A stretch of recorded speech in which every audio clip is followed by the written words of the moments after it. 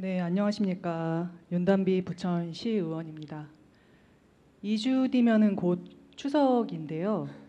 하지만 이 명절이 어떤 분들에게는 그리움과 상처로 다가올 것이라고 생각하니까 그저 죄송하고 마음 아픈 심정입니다. 특히 코버스 호텔 화재로 사랑하는 가족들과 함께할 수 없게 된 희생자분들의 명복을 빕니다. 이번 사건은 부천시뿐만 아니라 전국적으로 안전 기준을 강화하고 정부와 지자체 그리고 유관기관의 추후 재발 방지를 위한 적극적인 대책을 강구드립니다. 추석이 다가오면 자연스럽게 어릴 적 기억이 떠오르는데요. 시골에 가서 맛있는 음식도 먹고 또 할머니, 할아버지를 뵈러 간다는 기대가 가득했습니다. 그러나 이제는 그런 설렘보다는 할머니, 할아버지가 혹시 추석 때 아프지는 않을까 하는 걱정이 앞섭니다. 최근 의료 공백이 장기화되면서 국가의 의료 시스템이 점차 무너지고 있는 현실에서 이런 걱정은 더 커질 수밖에 없었습니다. 정부는 지난달 28일에 추석 응급실 정문의 진찰료를 250% 인상하겠다고 발표했습니다. 이 방안이 응급실의 뺑뺑이 문제를 해결하기보다는 오히려 돈이 없으면 병원에 갈 수도 없는 상황으로 내몰고 있다고 그런 압박까지 느껴졌습니다. 현재 대한민국의 보건의료는 벼랑 끝에 서 있다고 느껴집니다. 이런 상황에서 국가가 제 역할을 다하지 못한다면 최소한 우리 부천시 지방 정부라도 그 기본적인 역할을 다해야 된다고 생각합니다. 그래서 오늘 본 의원은 부천 시민의 생명과 안전이 직결된 보건 문제를 논의하고자 합니다. 다소 원론적인 질문일 수도 있겠습니다만 국가의 의료 대란 속에서 우리 부천시 보건소는 어떤 방향성을 가져야 할지 되짚어보기를 바라면서 질문을 시작하겠습니다. 환자와 보호자들이 믿고 요양치료를 할 수 있는 중요한 어떤 대안 중에 하나가 지방자치단체가 운영하는 요양병원인데요. 든든하게도 우리 부천시에는 여월동 소재에 위치한 부천시립노인전문병원이 그 역할을 하고 있습니다. 그러나 얼마 전에 2016년부터 이 병원을 운영하던 해원의료재단이 만성 적자를 이유로 계약 포기를 선언했습니다. 이에 우리 시는 부랴부랴 새로운 운영기관을 찾기 위해서 이번 회기에 부천시 노인전문병원에 재위탁 동의안이 올라옵니다. 사실 이는 이미 예견된 일이었을지도 모릅니다.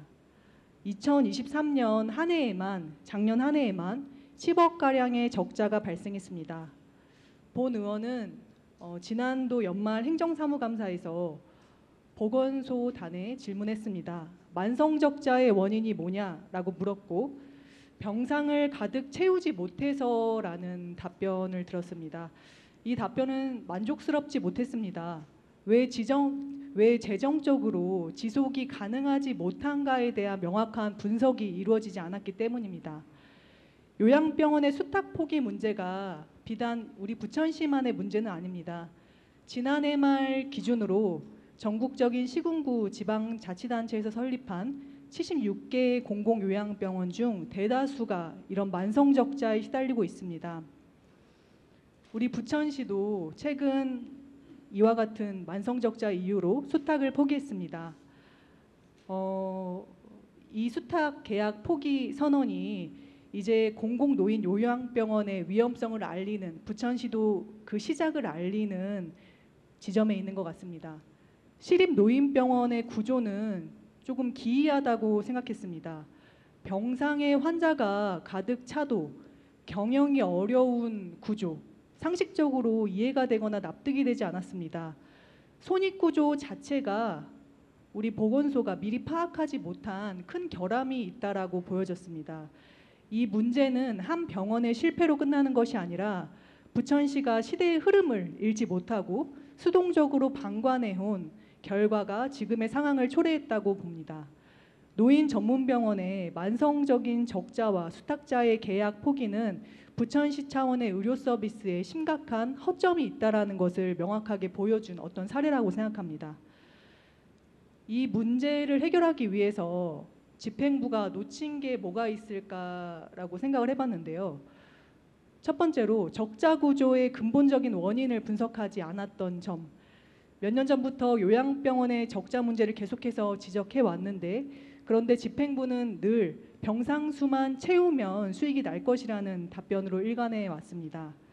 하지만 이게 정말 문제의 핵심이고 본질일까요? 인력 배치가 적절했는지, 아니면 우리 시가 지원해 주었던 위탁의 지원 자원들이 효율적으로 활용되었는지, 이런 부분들을 꼼꼼히 검토해 봤어야 하지 않았나 하는 생각이 듭니다. 둘째, 병원의 운영 구조 변화에 대해 깊이 고민하지 않았다는 점.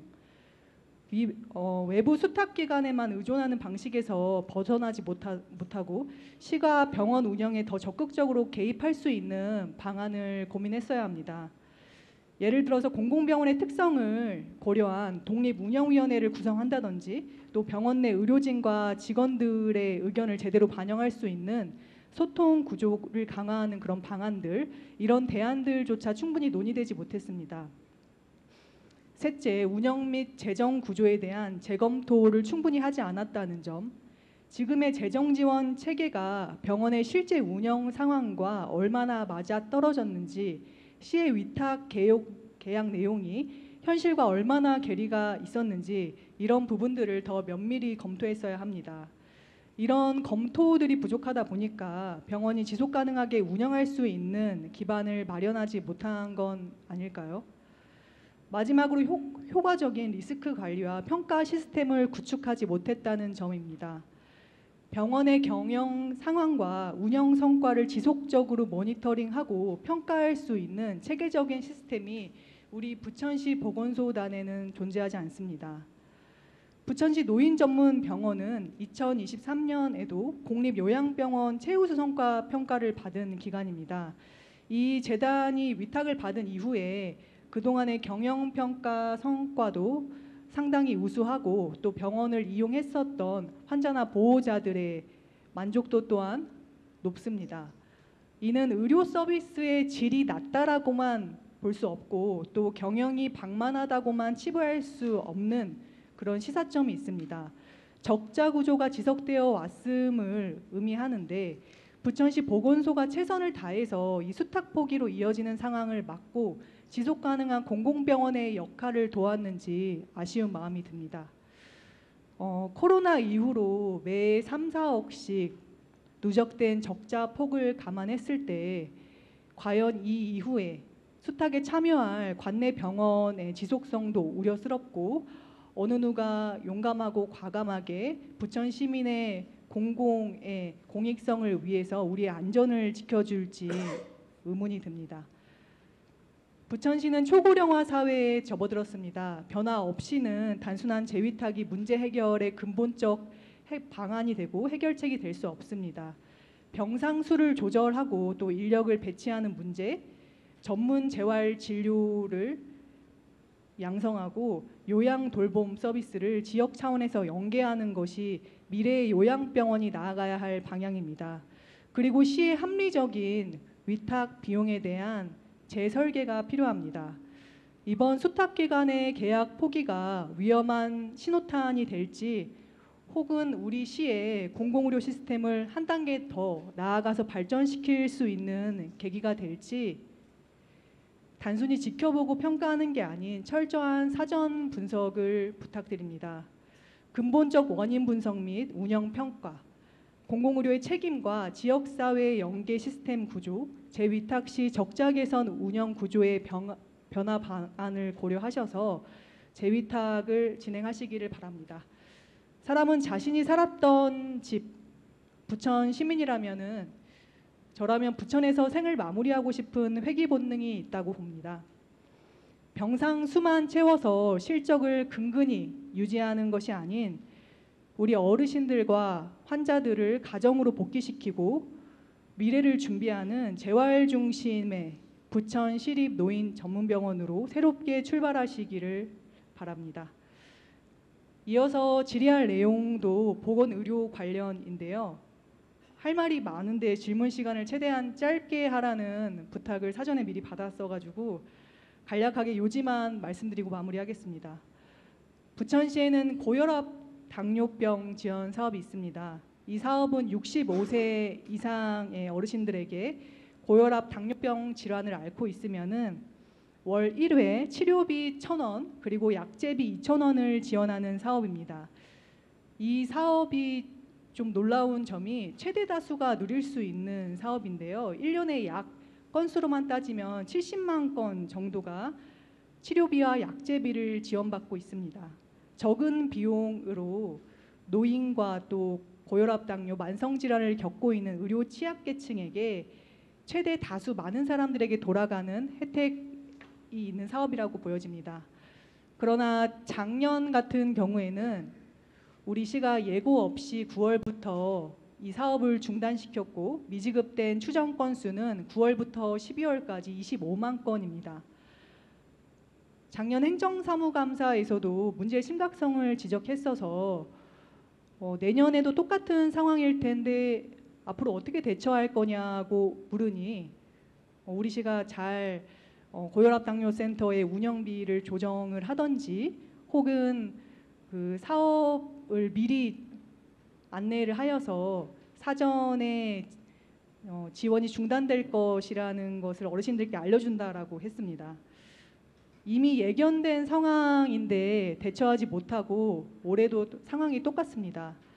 다만 올해는 전년과는 다르게 어르신들께 미리 공지를 일찍 하겠다고 합니다. 이 고혈압 당뇨병 치료비와 약제비 1,000원과 2,000원을 지원받지 못하는 어르신들에게 문자로 공지를 일찍 하면은 어르신들의 원성이 좀 줄어들까요? 시가 재정적으로 어려우면 허리띠를 졸라매는 것이 맞습니다. 하지만 매년 아니 매해 더 심각해지는 예산 부족 문제로 이렇게 많은 시민들이 누리는 필수적인 사업이 갑자기 중단되는 것은 허리띠를 졸라매는 것이 아니라 허리띠를 잘라버리는 것 같다는 생각이 들었습니다. 앞서 언급한 노인병원과 마찬가지로 이 문제에도 공통된 근본적인 문제가 있습니다. 부천시 보건소가 이미 예견된 상황에서 적절히 대처하지 않았다는 점과 단순히 우리 시가 예산 부족 문제로만 치부하고 필수적인 보건의료 서비스를 흘러가는 대로 방관하고 있었다는 점입니다. 본 의원이 바라본 바 큰 틀에서 부천시 보건정책은 상당히 보수적이고 수동적입니다. 일선 보건소 사업단에서 일하시는 공직자 여러분께서는 많이 애쓰고 계신 걸 압니다. 개인이 어찌할 수 없는 부분 그리고 문제를 알면서도 개선이 어려운 부분들이 보건소에 존재한다고 봅니다. 어려운 상황이지만 결국 부천시 보건정책의 미래 핵심은 중단이 없는 연속성, 그것이 핵심이라는 생각입니다. 이번 시정 질문을 통해 고령화 인구 구조에 따른 부천시의 보건 정책을 점검해보고 중장기적 의료 돌봄에 대한 구상을 다시금 그려보았으면 좋겠습니다. 끝으로 이번 추석 명절 혹시라도 아프지 마시고 모두 건강하시길 바랍니다. 경청해 주셔서 감사드립니다.